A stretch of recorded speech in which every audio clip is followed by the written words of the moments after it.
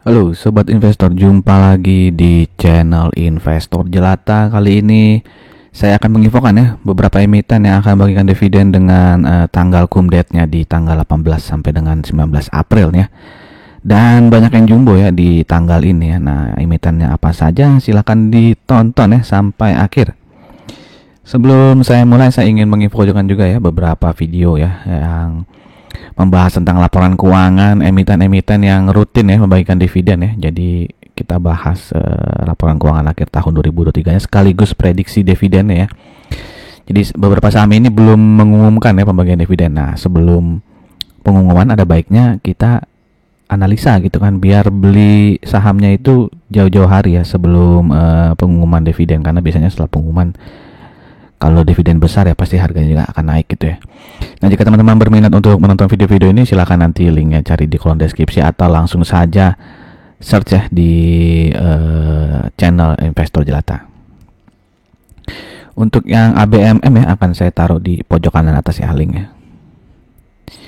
Oke, dan kita masuk ya ke saham yang pertama adalah 21 ya, bioskop ya, Nusantara Sejahtera Raya dengan kode ticker CNMA. Ini baru IPO tahun lalu ya kalau nggak salah ya. Di mana pendapatan dari CNMA ini ya naik sebesar 18,86% dan profitnya naik lebih tinggi lagi ya, 49,57%. Dan ya ini karena baru ya, jadi mungkin kita abaikan aja lah history pairnya ya, karena dia baru listing juga. Ya untuk PBV-nya ya ini baru 10 bulan lah historinya ya. Itu rata-ratanya di 7,63 dan saat ini dia diperdagangkan di 4,19 ya PBV-nya ya. Tapi kalau dipaksa juga ya kita hitung lah ya harga wajarnya berdasarkan historis PBV-nya. Saat ini book value-nya di 56,81 dan kalau kita anggap harga wajar itu di harga ketika PBV-nya 7,63, maka harga wajarnya ada di 433,46, dimana dia harga closing di tanggal 5 April lalu dia di 238, sehingga margin of safety-nya masih besar banget ya, 82% ya. Tapi menurut saya jangan dijadikan acuan ya, karena dia juga baru listing ya. Biasa saham-saham yang baru IPO setahun ya atau di bawah setahun itu harganya memang masih tinggi banget ya. Harganya tinggi banget atau malah harganya ke bawah banget ya, alias ke gocap gitu ya. Banyak juga ya saham-saham IPO yang berakhir di 50 bahkan di bawah 50 ya. Oke, ini secara chart ya. Jadi dia ketika baru awal listing dia sempat all time high-nya di berapa tuh ya, 340 ya, 340, lalu ya pelan-pelan turun ya. Dan saat ini dia closing di 238. Dan saat ini supportnya itu ada di 214 sampai dengan 220 dengan resisten di 260 ya. Jadi ya kalau entry di harga sekarang nih risk and rewardnya kayaknya 1:1 ya, bisa teman-teman hitung gitu ya. Dan kalau secara EMA dia bisa dibilang secara short term dia uptrend ya, karena di seminggu terakhir ini dia harganya naik nih ya, dan saat ini dia mentok di EMA 50-nya ya, tapi sudah di atas EMA 20-nya. Oke, ini dividen perdana ya, di mana cum date 18 April ya, dengan jumlah dividen sebesar Rp8 ya. Nah, kalau kita bagi dengan harga saham di tanggal 5 terakhir closingnya tanggal 5 itu di 38, maka potensi dividen yieldnya adalah 3,36% ya. Cukup lumayan besar ya untuk saham yang baru saja IPO ya. Oke, kita lanjut ke emiten berikutnya ya, emiten yang sudah pasti teman-teman banyak yang tahu ya kalau dia rutin memberikan dividen jumbo ya, yaitu Bank Jabar ya, Bank Pembangunan Daerah Jawa Barat dan Banten ya. Kalau temannya BJTM udah bagi dividen ya. Nah, BJBR baru akan bagi dividen di bulan April ini, di mana kita lihat laporan keuangan ya. Secara pendapatan dia naik 4,56% ya, dibandingkan tahun 2022. Begitupun kuartal 4-nya itu naik 4,37% dibandingkan kuartal 3-nya.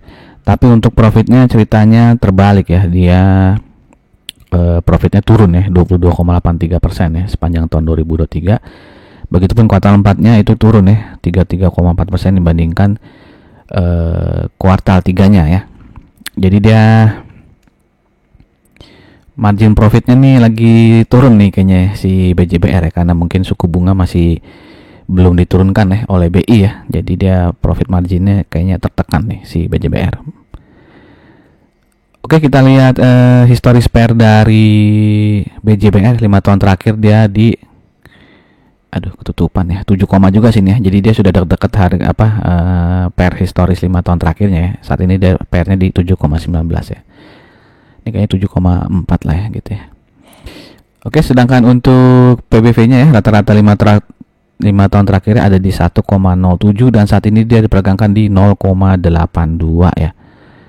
Book value dari BJBR saat ini di 1478,87. Jadi kalau kita asumsikan harga wajarnya itu adalah ketika PBV-nya di 1,07, maka harga wajar BJBR ini adalah 1582,39.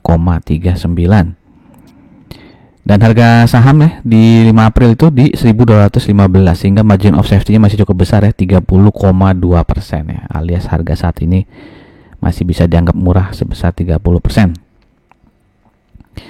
Dan ini chart weekly, ini chart daily ya dari BJBR ya, dimana dia pernah all time high-nya di 3.500 nih kayaknya di tahun 2017 ya.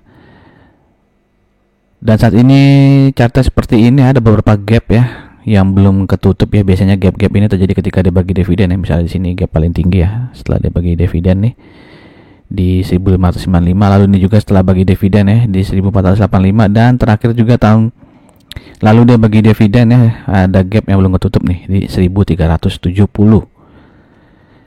Dan saat ini dia bergerak sideways ya di antara 1105 sampai dengan 1230 ya. Dia sempat 1230 di sini nih. Lalu turun ya. Nah, lalu dia bersideways ya.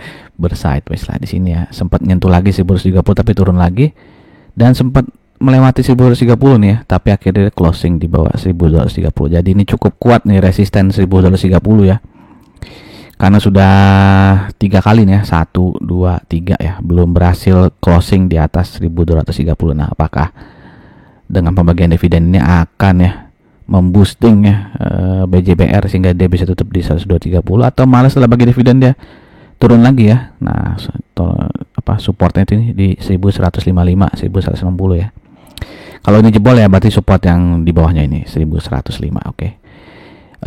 Dan jika 1230 jebol berarti resisten berikutnya ada di 1280 sampai dengan 1290 nih typo ya. Oke, demikian, silakan teman-teman atur strateginya ya jika memang berminat untuk entry di BJBR ya.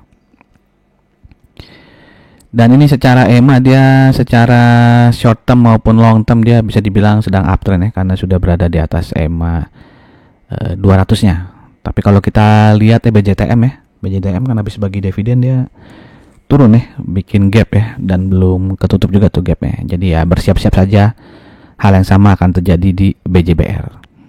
Makanya penting ketika kita ingin mengejar dividen tuh beli sahamnya jangan di dekat-dekat tanggal kumdat ya. Makanya saya juga beberapa kali kan bikin video ya jauh-jauh hari sebelum pengumuman dividen ya. Biasanya setelah laporan keuangannya keluar ya, entah itu kuartal 3 atau kuartal 4, saya bikin prediksinya.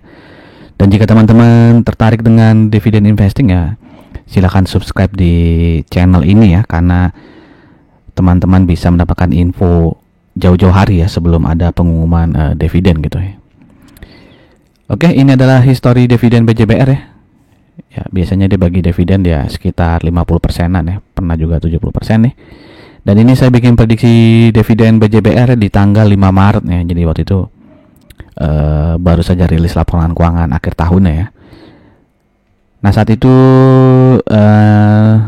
saya prediksikan itu adalah di 79,44 ya, dengan mengasumsikan dividen payout ratio sama seperti tahun 2022 ya. Dan waktu itu kan kenapa saya bilang nih dividen 104 ya, karena waktu itu BJTM udah ngumumin dividen tuh. Nah, dividennya BJTM ya, walaupun dia profit 2023-nya lebih rendah daripada 2022, tapi si BJTM memutuskan untuk membagikan dividen yang nominalnya lebih besar dibandingkan tahun 2022 gitu ya.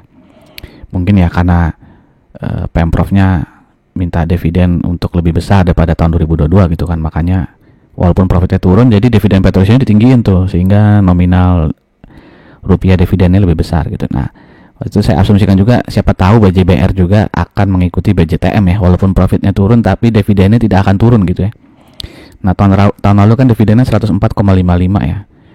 Nah ya minimal dia tidak lebih jelek daripada tahun 2022 ya. Maka itu saya asumsikan siapa tahu dia bermurah hati, dividen payout ratio-nya ditinggiin ya, sehingga dividennya bisa sama dengan tahun lalu ya, walaupun profitnya turun nih 2023. Jadi ada dua prediksi ya, 79,44 atau 104 ya kalau dia murah hati seperti BJTM.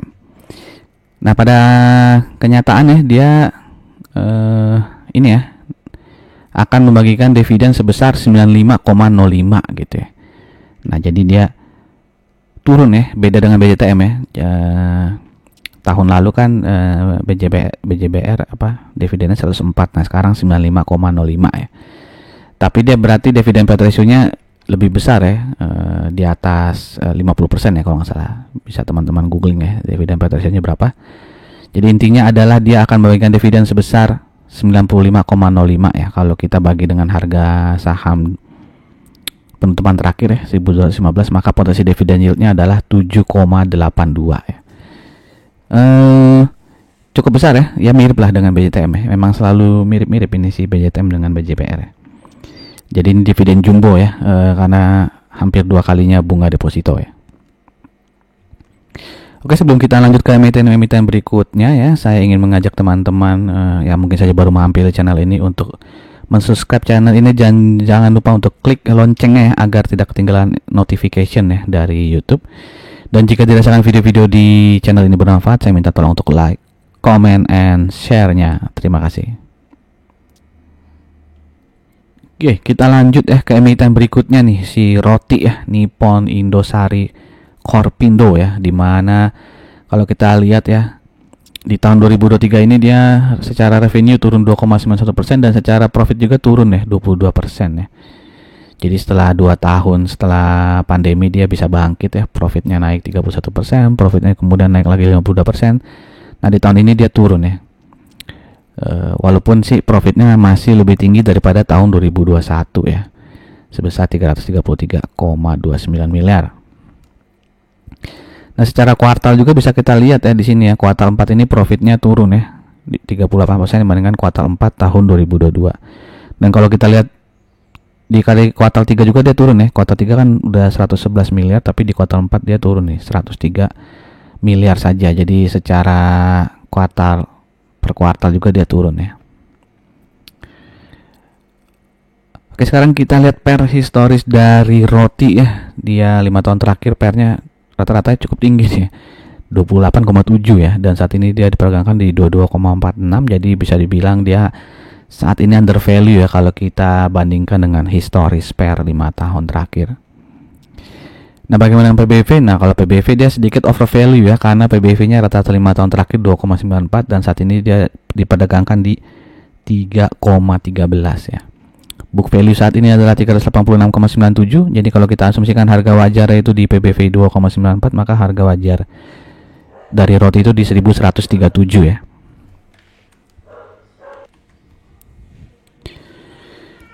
Dan saat ini harga saham dari Roti itu di 1210 ya, sehingga dia harga saat ini bisa dibilang kemahalan 5,9% ya. Kalau kita asumsikan tadi harga wajar ya di 1137. Dan ini adalah chart dari Roti ya, dimana dia all time high-nya pernah sampai di 1800-an ya di tahun 2013 nih. Dan saat ini dia bisa dibilang sideways ya. Sideways-nya cukup besar nih, fluktuasinya di antara 1125 sampai dengan 1275 ya. Dan yang menarik ya di sini ada apa? Ketika dia mana nih? Akhir Februari ya, itu ada kenaikan harga yang cukup tinggi dengan volumenya juga yang cukup tinggi nih ya. Nah, apakah ini banyak yang borong ya karena dia bersiap-siap ingin mendapatkan dividen atau enggak gitu. Nah setelah dia volume tinggi itu kan dia terus volumenya turun terus nih ya, mengecil, tapi harganya ya di sekitar situ aja ya. Supportnya nggak jebol nih, support yang 1170 ya, jadi dia sempat sampai 1170 tapi akhirnya bisa bounce back gitu ya. Nah apakah ini tanda-tanda dia akan naik lagi ya terus ya menuju resisten 1270 1275 ini ya. Menarik untuk dilihat ya perjalanan roti ke depannya ya, seminggu ke depan setelah liburan ya. Nah kalau secara EMA dia bisa dibilang secara short term sih uptrend ya, karena dia berada di atas EMA 20 nya nih, tapi belum berhasil melewati EMA 200 ya. Jadi secara long term dia masih downtrend ya. Nah ini histori dari roti ya, dia memang rutin memberikan dividen dan 3 tahun terakhir dia bagi dividen payout ratio tuh sangat-sangat royal ya, sangat-sangat besar ya. Bisa dilihat dividen payout ratio nya lebih dari 100% ya, 134, 129 sampai dengan 142 ya. Jadi mereka roti ini memang punya cadangan kas yang cukup besar berarti ya, sehingga dia bisa membagikan dividen payout ratio di atas 100%. Nah bagaimana dengan tahun ini ya? Dia akan bagikan dividen ya dengan kumdat 19 April ya, dan dividen payout ratio masih sangat besar ya, 150%, sehingga dividen yang akan dibagikan adalah Rp87,67 ya. Kalau kita bagikan dibagi dengan harga saham penutupan di tanggal 5 itu 1.210, maka potensi dividen yieldnya juga cukup besar ya, 7,24%. Jadi itu dulu ya. Jadi ini masih ada beberapa saham lagi sih yang kumdatnya 19 April ya, cuman agar video ini tidak terlalu panjang ya, dan teman-teman juga agar nggak terlalu bosan nonton ya, jadi saya bagi dua aja ya. Jadi nanti akan bersambung ya ke part 2 ya, emiten-emiten yang akan bagi dividen dengan kumdat 19 April. Masih ada 3 saham lagi kalau nggak salah ya. Nantikan di channel Investor Data ini agar tidak ketinggalan info. Sekali lagi silahkan di subscribe channel ini, dan jika dirasakan bermanfaat saya minta tolong untuk like, comment, and share-nya. Terima kasih, sampai jumpa lagi di video berikutnya ya, khususnya yang part 2 dividen 19 April.